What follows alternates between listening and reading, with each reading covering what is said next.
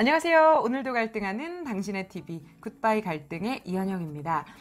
우리 주변에는 하나를 가르쳐주면 열을 아는 사람이 있는가 하면 또 두 개를 가르쳐줬는데 하나만 기억을 하는 그런 사람들이 있죠. 오늘의 영상은 일을 잘하는 직원의 비밀에 대한 이야기입니다. 일을 잘하는 직원이 되고 싶다면, 일 잘하는 직원과 함께 하고 싶다면 오늘의 영상을 꼭 함께 해주시기 바랍니다. 일을 잘한다는 것이 정확히 어떤 것을 의미하는 걸까요?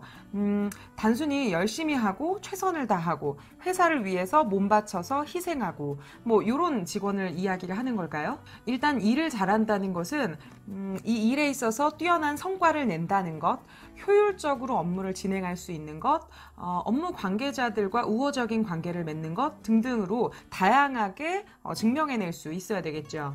오늘 제가 말씀드릴 일을 잘하는 직원의 기준은요, 보고를 한다든지 전달을 한다든지 의사소통을 해야 하는 상황에서 필요한 그러한 상황에서 더욱 빛을 발할 수 있는 기술 되겠습니다. 일을 잘하는 직원들의 비밀, 바로 So What에 있습니다.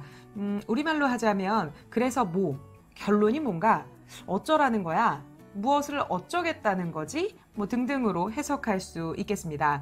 일을 잘하는 직원들은 보고의 상황, 의견을 전달하는 상황, 고객과의 소통하는 상황 등등에서 이 So What에 대해서 이야기를 하죠. 이번 주에 팀장님과 김대리는 A 거래처와 함께 미팅을 하기로 했단 말이죠. 그래서 A 거래처와 함께 미팅 약속에 대해서 확인을 하고 있는데 안타깝게도 이번 주에 A 거래처가 미팅을 참석할 수 없다고 합니다.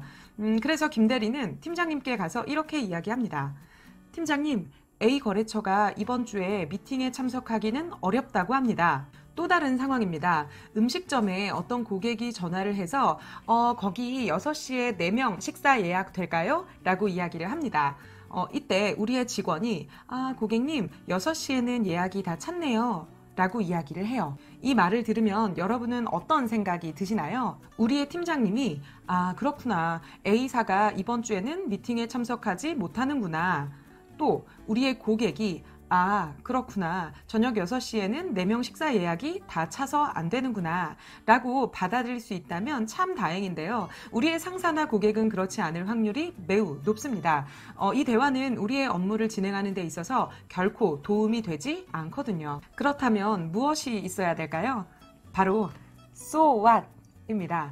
A 거래처가 이번 주에 미팅에 참석이 어렵다면 어떻게 해야 되는지, 고객이 원하는 6시에 식사가 예약이 어렵다면 어떻게 해야 되는지에 대해서 So What을 제시하는 거죠. 팀장님, A 거래처에서 이번 주에 미팅 참석이 불가하다고 합니다. 다음 주에는 시간이 괜찮다고 하던데 팀장님 괜찮으신 목요일, 금요일 중에서 다시 한번 스케줄을 잡아볼까요? 라고 이야기를 하거나, 고객님 죄송합니다만 지금은 말씀하신 6시 타임은 모두 예약이 마감되었고요. 하지만 5시 반이나 7시 타임에는 예약이 가능하신데 혹시 그때 중에 예약을 잡아드려도 괜찮을까요?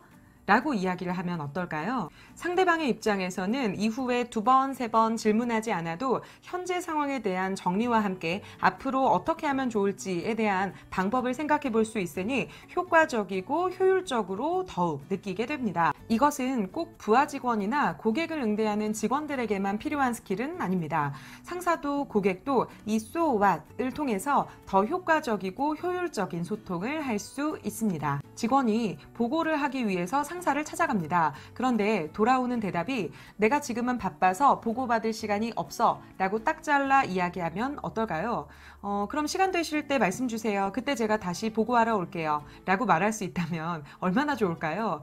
그런데 아마 많은 직원들은 차마 그렇게 말하지 못하고 그때부터 고민에 빠질 겁니다. 그러면 언제 보고를 드려야 하지? 지금쯤이면 괜찮은 건가? 조금 있다가 가야 하나? 라고 필요 없는 것에 시간을 쓰고 눈치를 봐야 하죠. 그럴 때 상사가 먼저 지금은 내가 바빠서 보고를 받을 시간이 없으니 2시 이후에 찾아와 주겠나? 라고 먼저 이렇게 이야기해 준다면 얼마나 좋을까요? 또 옷가게에서 일하는 직원이 고객에게 묻습니다. 고객님 찾으시는 상품 있을까요? 라고 했을 때 아니요. 라고 대화가 끝나면 어떨까요? 물론 더 이상 말 걸지 말아주세요 라는 의미가 내포되어 있을 수도 있어요. 하지만 직원의 입장에서는 그냥 두자니 고객을 방치하는 것 같고 계속 말을 걸자니 고객이 싫어할 것 같아서 고민하게 된단 말이죠. 그럴 때 아니요, 제가 필요한 게 있으면 그때 요청드릴게요 라고 말해주면 직원도 고객도 불편하지 않은 상황을 맞이할 수 있겠죠. 상대방의 말에 대해서 내 입장에서는 대답을 했다고 생각할지 몰라도 So what이 없으면 상대방의 입장에서는 대화가 끝나지 않은 미결의 상태로 느껴질 수 있습니다.